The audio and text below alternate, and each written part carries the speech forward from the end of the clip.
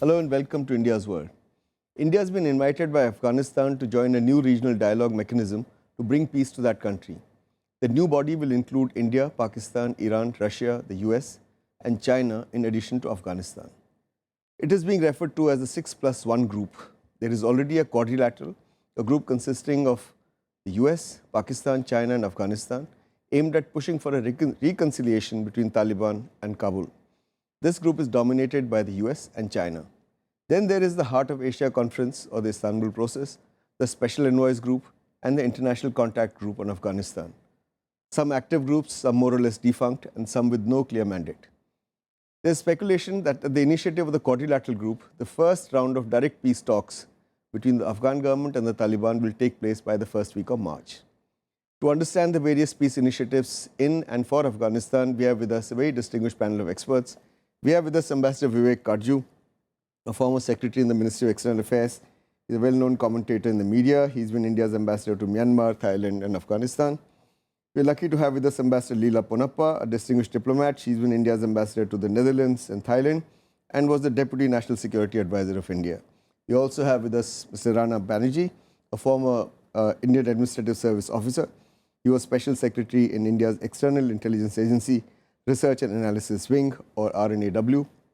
He's an expert on security and intelligence with expertise focusing on South Asian region. I welcome all of you to this discussion. Vivek, let me begin with you. How did the 6+1 idea come into being? Was there an attempt to set up another quadrilateral consisting of Russia, Iran, India, and Afghanistan? And if so, why didn't that work? Look, you've got to see this attempt at setting up the 6+1 in conjunction with the quadrilateral group. The membership of the proposed group consists of the three countries who are in the quadrilateral group. But in addition, there are India, Iran, and Russia, who, as is well known, were supporters of the erstwhile Northern Alliance during the 1990s, at a time when the Afghan civil war was taking place.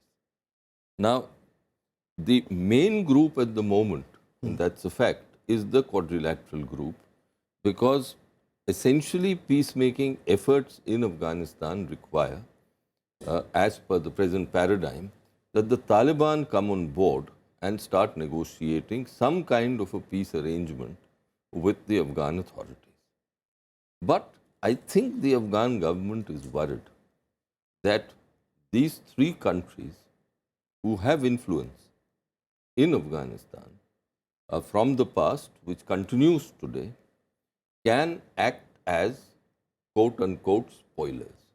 And therefore, I see in this grouping nothing more than an attempt to keep the process, quadrilateral process going by satisfying India, Russia and Iran that they too are part of a process to bring peace. Okay. So, as far as the aims and objectives of the Afghans are concerned, and also the Americans and the Chinese, I personally am clear. Okay. Leela, how many such groups are there? I mean, one hears of the Istanbul Process, Special Envoys Group, Contact Group on Afghanistan, now quadrilateral and 6+1. How many groups are there and what are they doing? I mean, isn't it a confusing scenario? Various people trying to do the same thing. Of course, it's always been confusing, and this was true even before the Bonn process. But what I find significant about the current initiative is that the request has come from Afghanistan itself, and that therefore there is a need felt to expand the peacemaking process from just the Quad, from just the four, to the countries that both you and Vivek have mentioned, in order to give it credibility and, more than that, sustainability. Because you could say that the Quad hems the Afghan government into perhaps some kind of political duress, whereas this in fact truly represents the wider scale of interests. We tend to forget, in making allowances for Pakistan's place at the table, that Iran has a huge direct stake and boundary with Afghanistan as well. Rana, why is China in there? What is China's take, and how is China influential country in Afghanistan? Unless you say, it's a big economic power, they're interested in minerals there, they're interested in oil and gas there. What is the influence on the Taliban? You see, when the Americans were withdrawing, the Chinese were persuaded by Pakistan to come in and fill up the vacuum. And they would essentially satisfy the Pakistani position in every which way, apart from trying to further their economic interests and to have the corridor on the ground as a reality. But what has happened is that the QCG, the Quadrilateral Coordination Group, seems to have run aground because 4 rounds of talks have been held, but the Pakistanis have been unable to corral or bring the Taliban into the talks. We'll discuss that in a minute. Yeah, but my question to you was, what was the gap the Chinese were filling? Because the Chinese were basically filling the gap which was going to be left by the vacuum but they of the refused to put, anticipated American they said withdrawal. no boots on the ground. Yeah, definitely. They refused to commit Not to only no any boots, security arrangements in yes. Afghanistan. So what is the gap they were filling was really that Pakistan thought they'd lost an ally in America, which Pakistan was moving was out, so bringing bring in in another ally. a closer ally, deeper than the sea and that sort of thing. So they were feeling more comfortable keeping India out and bringing China in while the Americans are getting out. Leela? I think the Chinese also possibly were seen as having the capacity to have a kind of moderating influence on Pakistan, given that they claim to have committed the resources that they have to the development of the INAC mines and other connectivity and infrastructure projects. I think there is a kind of hope there that since China, even privately, has recognized the threat from Pakistan that it itself faces through the activities of terrorist groups, it might have a positive influence. Vivek? Look, the main purpose of the quadrilateral group is to persuade Pakistan to get the Taliban on the table. So one object is clear, that the hope that is the Afghans and the Americans have is that the Chinese will put some pressure on Pakistan. I don't think that will be so, but that seems to be one objective. But even more, if the game is to get the Taliban involved, then the countries that have had some links with the Taliban are part of this process, and China has always had links, both through the Pakistanis and always and directly with the Taliban leadership or sections of the Taliban leadership. So that too is the reason why they are there. Okay. We need to take a break at this point. We'll be back again with you in a bit. Stay with us.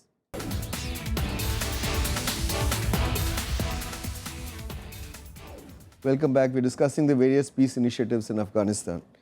Rana, how many terrorists and militant groups are operating in Afghanistan? I mean, I have lost count. And which one of them are amenable to come to the negotiating table?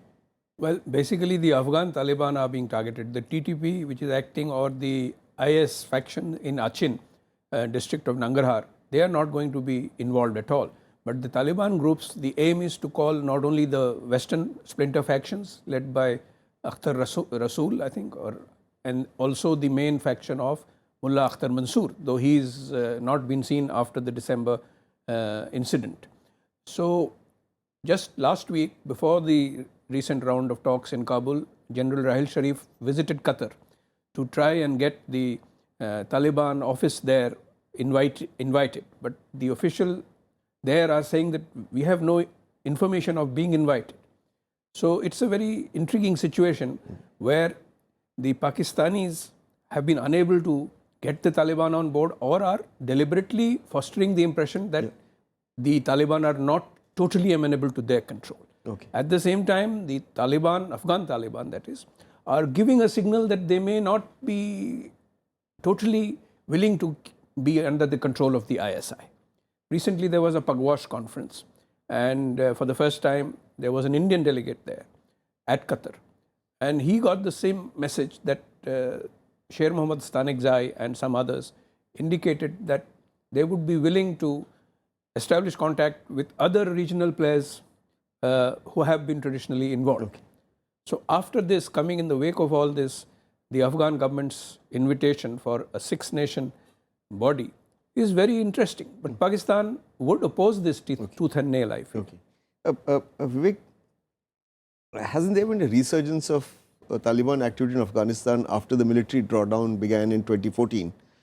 Now, but despite this resurgence and despite the fact that they're making some gains, why are they fragmenting? I say there is a leadership struggle going on. the moment. After all, Mullah Umar was a supreme leader, and no one could challenge him. Yeah. Even though I think in the last few years of his life, there was some autonomy which had been gained for operational purposes by different groups, and certainly you had more autonomy shown by the Haqqanis. So, till this aspect is reconciled, you won't have one cohesive Taliban. But fragmentation was so severe that in December, the Taliban themselves brought out a 15-page fatwa arguing for unity and saying that, don't fight amongst yourselves. So that is a part of this whole process of trying to, get one single person. I don't think that will be easy, because Mullah Mansoor is, of course, the main figure as of now, but he has very serious opposition.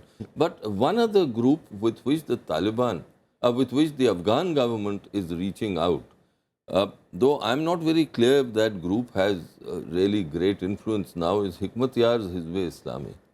So they are trying to play all sides, but the main group will have to be Mansoor's, and if they can get him through the Pakistanis, well, then the whole process can begin. But that is if he's alive.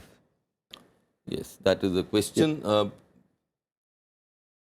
So, my question to you, Leela, is that if this dialogue mechanism has to promote rapprochement or some kind of peace and stability in Afghanistan, then wouldn't the Taliban group or its supporters have to provide a proof of life for Mullah Akhtar Mansoor? Because after all, we've had the experience of these people lying about Mullah Omar for 2 years after he was already dead. So why isn't anybody saying, okay, here is this guy, he's alive and well, he's got today's newspaper in his hand, Dawn or whatever, or... Well, you see, this is what is so intriguing about this whole situation. Mullah Omar was dead for 2 years, nobody knew about it, there were various moves taking place. And I'm not surprised at all at the fact that you are having this kind of instability apparently within the Taliban. And I think it's a given, well, we see it even within the Afghan government, where the government formation process itself is not yet complete so long after the presidential election. So the fact that this is happening within the Taliban is no surprise. The challenge, of course, for both sides within Afghanistan, quite apart from all the external participants, whether in the QCG or in whatever expanded group now gets set up, will be how to try to obtain some kind of equilibrium among these groups. Yes, it's entirely plausible that somebody might say, well, tell us you are who you are. And I think this is one of the issues that comes up, for example, in the dealings with the Qatar office as well. Quickly, because I want to go to Rana. Just 1 second. I would imagine that having burned their fingers in Umar's case, the Afghan authorities would have exercised some prudence with regard to Mansoor, but there is nothing in the public domain. Okay. There is a video in the public domain, but people say that this is dated. But Rana, the question I want to ask you is what Leela was saying. How will unity amongst these various factions of Taliban and other armed groups in Afghanistan be forged? Because unless that unity is forged, how do you deal with them? Or do you deal with the largest group and forget about the rest? No, the test would have to be found from the situation on the ground. The fighting and the offensive is carrying the Akhtar Mansoor line forward. There are offensives in Helmand. Sangin has almost fallen. Now the troops are withdrawing. The Afghan National Army is withdrawing to consolidate the hold on the capital, Lashkargah. Similarly, in Kunduz, all around Kunduz, the Taliban are still very strong. In the west, another group of the Taliban are threatening Farah and some of these districts. In Nangarhar, Achin, the Taliban are getting the better of the IS. So the thing is, in the spring offensive, what happens? Will the violence taper off? Will the pressure on the Afghan National Army reduce? That would be the test. If it does, that means that they are now on the process, or the Pakistan Army is able to assert their influence to get some of these people to come onto the table. Also the Haqqani faction. What will Sirajuddin Haqqani do in all this? But you see, those who are winning, there are clearly factions. So we can't be saying that they are fractured and then also talk of them as if they're unified. No, they are fractured. You see, If they are fractured and those who are winning, in the places you mentioned, Yes. why would they want to come to negotiate? People come to negotiate when they know they can't win. Well, you see, the winning faction will try to assert its own credibility as the leadership, struggle intensifies. Exactly. They are the leaders, so they should be recognized. So that aspect also will prevail. Yeah. Mullah Zakir, for instance, I mean, he is opposed to Akhtar Mansoor, but their struggle is quiescent at the moment. So what happens in Ghor or in Zabul, where Zakir is supposed to be powerful? So all these things are going to continue playing out in the spring. Okay, quickly. I think there's a further dynamic we need to bear in mind. One is whether the Taliban factions can come together, and I entirely agree with Rana. It's a question of who prevails. And each group is trying to demonstrate that they can strike at a time and place of their choosing. I think the other is to be aware that it's not necessarily true that even the dominant Taliban faction would be interested in a negotiated settlement if they feel that they can prevail on the ground. We're going to discuss this in a bit, but we need to take a break again. We'll be back with you in a while. Stay with us. Don't go away.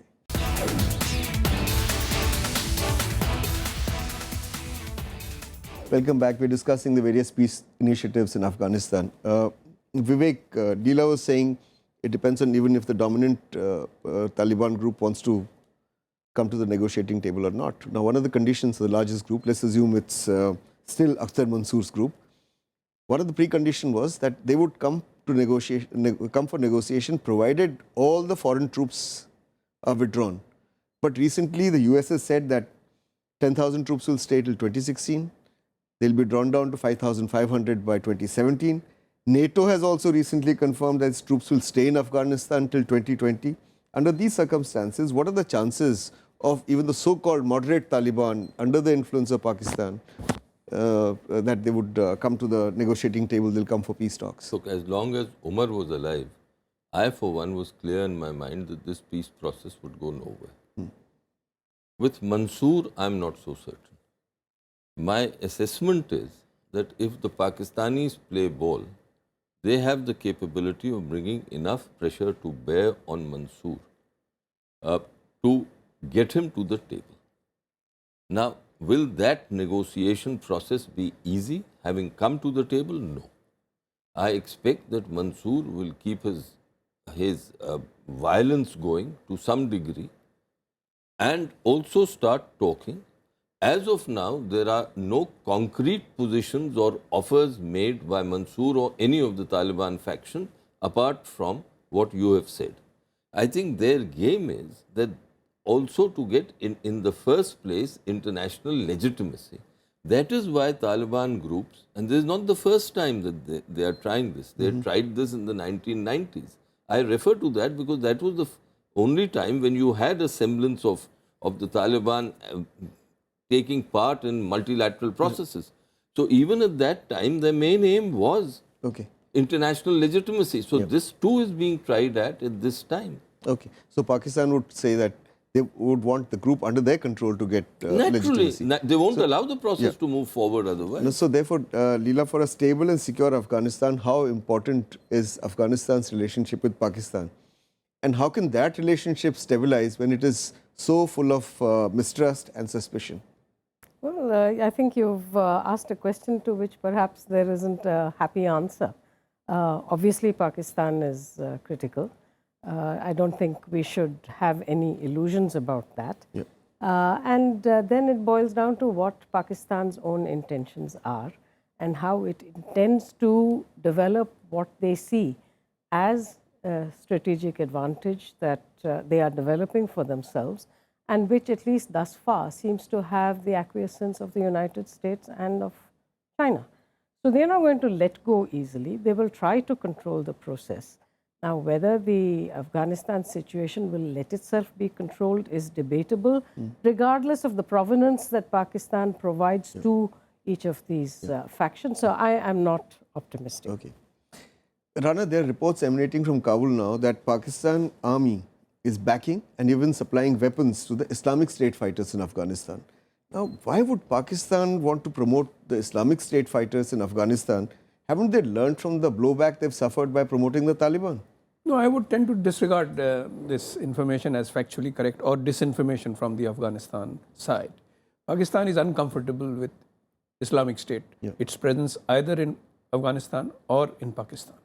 So they would really be trying to give this process of reconciliation a reasonable go. A significant thing in this context is the recent appointment to the High Peace Council of Syed Ishaq Gilani instead of Salahuddin Rabbani, who is now the foreign minister. Now, Ishaq Gilani and his father were traditionally acceptable as the Nangarhar peers, more acceptable to the Pakistanis. And they have been flexible, they have had an acceptance in the USA also. So, what new initiatives Ishaq Gilani can bring to the peace process if he can project himself as more acceptable to the Taliban, these factors will play. And Pakistanis would also find him acceptable. Okay. Vivek, what is it that India can bring to the table to bring peace and stability in Afghanistan? What do we add to this quadrilateral? And why would we want to become a member of 6+1 group? What is it that we can do? I think India has to remain a player in Afghanistan. And for that purpose, because Afghanistan is vital to our security interests, and I think for that purpose, we've got to play the game both within Afghanistan and in international processes on Afghanistan.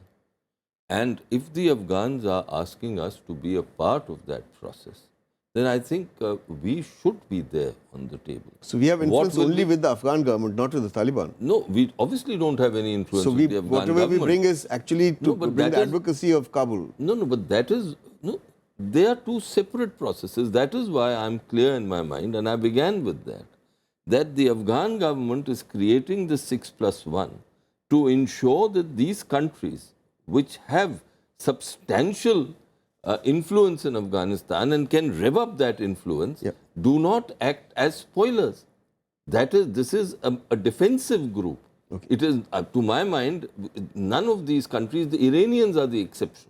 The Iranians can, quote unquote, meddle in this far more than the other, Russia or India.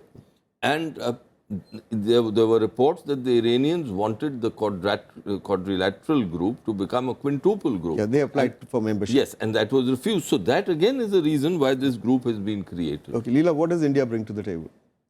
I think in a way because we are physically detached and at the same time have historically, I think economically and politically in recent years, been such a positive factor in terms of trying to stabilize Afghanistan. It is really like the rise of India and the rise of China. China is seen as a threat. India is seen as a positive development. Likewise, India is, I think, certainly by the Afghan government or by the Afghans, seen as a positive factor. Now, Pakistan obviously does not view it this way. The mythology about the number of consulates and so on that we have apparently continues. And that is, of course, rubbish. But I think the fact that besides Iran, that Russia and India have been brought in, we are seen as stakeholders in this. It could be a preemptive attempt to keep any resurgence of a Northern Alliance successor surfacing. But above all, I think it is to balance out the interlocutors in a way that the QCG is not balanced. All right. This is what Vivek was also saying. Rana, I want to ask you to gaze into your crystal ball and use your experience as a person who's handled these issues. Will 6+1 group come into being at all? It will come into being, it will stutter and sort of start. But the two things that we have to watch very intently is to what extent USA would encourage Iran to become a player in this region, and I think they would, because they would like to rid themselves of dependence on Pakistan. The second thing is, I would suggest that we should respond to whatever feelers are coming from the Doha, Qatar office of the Taliban, despite the fear that this may be a deliberate feint to which they have been put by the ISI. We should respond in a limited way to say that we are ready to talk to the Taliban. Okay, all right. We've really run out of time. I'd like to thank all of you, Mr. Rana, Banerjee, Ambassador Leela, Ponappa, Ambassador Vivek, Katju, for participating in this discussion. That's all we have for you today. We'll be back again next week as usual. Till then, goodbye and thanks for watching India's World.